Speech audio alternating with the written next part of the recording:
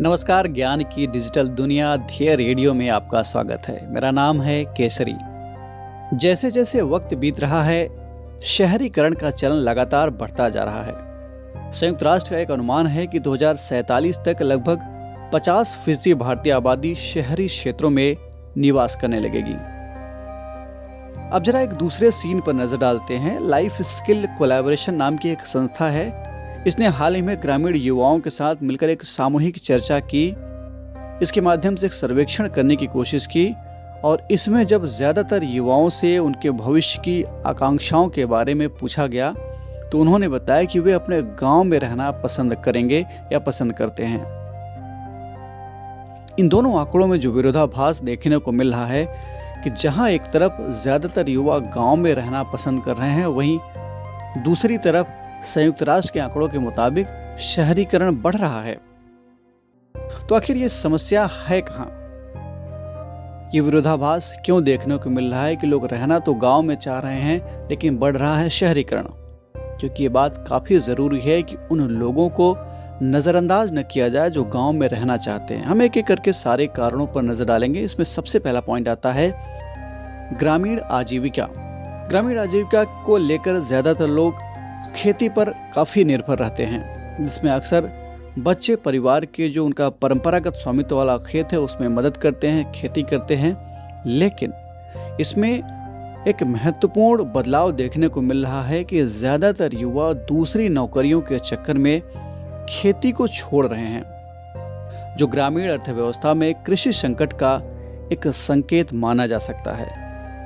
National sample survey कार्यालय के आंकड़ों के मुताबिक 2004-05 और 2011-12 के दौरान 34 मिलियन किसानों ने खेती छोड़ दी और वो दूसरे फील्ड्स में, दूसरे क्षेत्रों में ट्रांसफर हो गए, माइग्रेट कर गए। मौजूदा वक्त में ग्रामीण शिक्षा में अप स्किलिंग पर यानी कौशल विकास पर शायद उतना ध्यान नहीं दिया जा रहा है, या जो भी दिया जा रहा है वो पर्याप्त नहीं है जितना कि दिया जाना चाहिए। इसकी वजह से ज्यादातर युवा प्रभावित हो रहे हैं जो जीवन कौशल के लिए स्कूलों पर निर्भर हैं।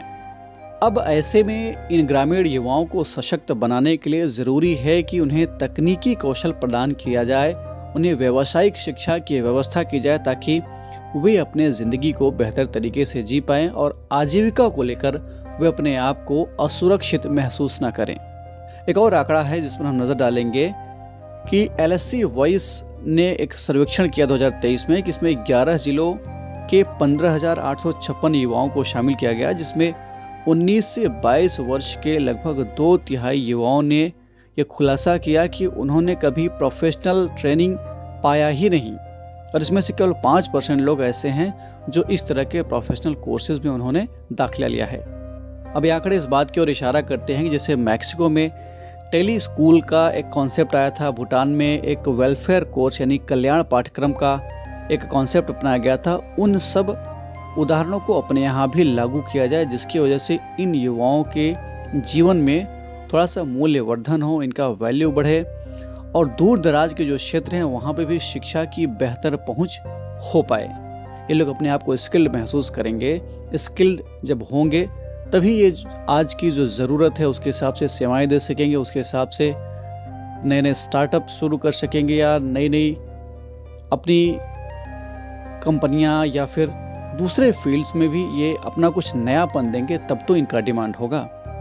अभी जैसे दिल्ली में स्किल्स ऑन व्हील का एक कॉन्सेप्ट लाया गया था, इस पहल को भी और बड़े लेवल पर दोहराया जा सकता है, जिससे छात्रों को उनके वर्तमान जगह पर ही, चाहे कोई गाँव में रह रहा है, कोई रिमोट विलेज में रह रहा है, उसी के साथ अपना तालमेल बिठाते हुए उनके घर तक स्किल या कौशल पहुंचाया जा सकेगा और उन्हें भी ग्रो करने का बराबर की अपॉर्चुनिटी मिल पाएगी। अब रोजगार के लिए जो शहरी क्षेत्रों में जो युवा माइग्रेट करते हैं, यूथ माइग्रेट करते हैं, वहाँ पे भी उनको काफ़ी संघर्ष ही करना पड़ता है। ऐसे में जो उनका खुद का रिसोर्स होता है, जो गाँव में उन्होंने छोड़ कर आए हैं, जो हर जोग्राफिकल लोकेशन की अपनी कुछ खासियत होती है, वहाँ पे कुछ चीज़ें पॉपुलर होती हैं, कुछ खास किस्म के सर्विसेज पॉपुलर होती हैं, कुछ ऐसे रिसोर्सेज होते हैं जो काफ़ी महत्वपूर्ण होते हैं, उनको नज़रअंदाज करके ये भीड़ में, चाहे पुल फैक्टर कह लीजिए चाहे पुश फैक्टर कर लीजिए, ये शहरों की तरफ आकर्षित होने लगते हैं।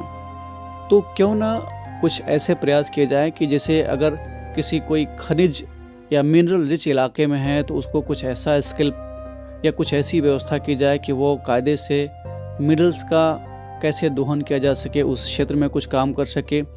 कोई किसी सर्विस के फील्ड में है, जैसे कि कहीं की बुनाई कढ़ाई या हस्तशिल्प से जुड़ा कोई अच्छा कारोबार है, उसमें वो अपना बेहतर योगदान कर पाए। तो जो जहाँ है वहाँ के हिसाब से अप स्किलिंग का अगर काम किया जाए तो भी इन युवाओं को उनके गांव में या जहाँ भी वो रहना चाह रहे हैं वहाँ रह करके ये लोग अपने बेहतर तरीके से जीवन यापन कर सकते हैं।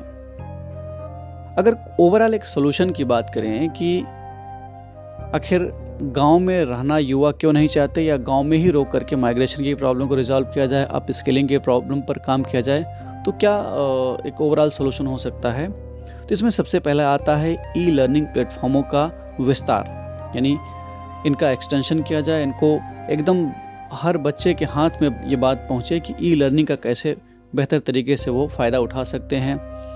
एग्रीकल्चरल टूल्स का एक्सपेंशन किया जाए, लोगों को मॉडर्न एग्रो सिस्टम से, मॉडर्न कृषि पद्धतियों से परिचित कराया जाए। नर्सिंग हो गया, डिजिटल टेक्नोलॉजीज़ हो गया, इन क्षेत्रों पर काम किया जाए।